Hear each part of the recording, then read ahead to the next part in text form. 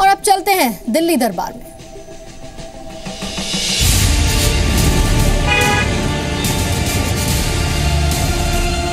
जो भी चुनाव के लिए आए उसके गले में जूती का हार डाला जाए, क्योंकि ये काम नहीं करता है बिल्कुल भी।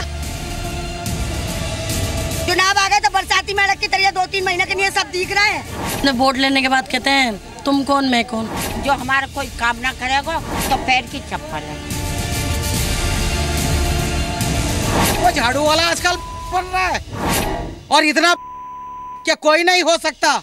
हमसे ज्यादा आबादी में कुत्ते हो रहे हैं। बड़े इनका फायदा कर रहे, गरीबों को कोई फायदा नहीं कर रहे।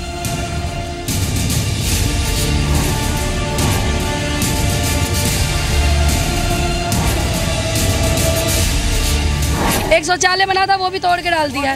कहाँ जाए लेडी से? राजधानी है, कोई कह सकता है? कोई नहीं कह सकता। इतना गंद मानना चाहिए जो दिल्लियों में जब ये आए वोट मांगने के लिए।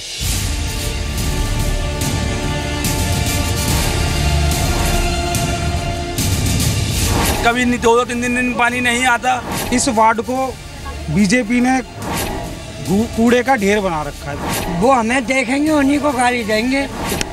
धन्यवाद।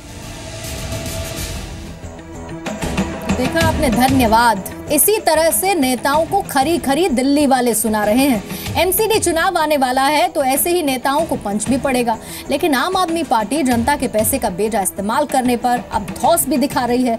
जनता के टैक्स के पैसे से निजी मुकदमा लड़ने को दिल्ली के सीएम अरविंद केजरीवाल और उनकी पूरी पार्टी सही बताने में दिन रात एक कर चुकी है। अरविंद केजरीवाल कहते हैं कि उन पर यह केस डीडीसीए में भ्रष्टाचार का खुलासा करने पर हुआ था और इसीलिए दिल्ली की जनता को ही इसकी फीस भरनी होगी। सवाल यह भी है कि बदजुबानी आप करें और जनता की जेब पर धौंस दिखाएं। आपने ये तो हद ही कर दी। डीडीसीए में खूब भ्रष्टाचार था। मेरे पास छोटे छोटे बच्चे आते थे, कहते थे जी हमारा सिलेक्शन नहीं होता, पैसे मांगते हैं। मैंने उसके ऊपर जांच बिठा दी। इन लोगों ने, बीजेपी वालों ने केस कर दिए मेरे ऊपर। मैंने सबसे बड़ा वकील करा राम जेठमलानी। तो ये कहते हैं राम जेठमलानी की फीस सरकार क्यों देगी? सरकार नहीं देगी तो मैं दूंगा क्या? मैं अपनी जेब से दूंगा पैसे।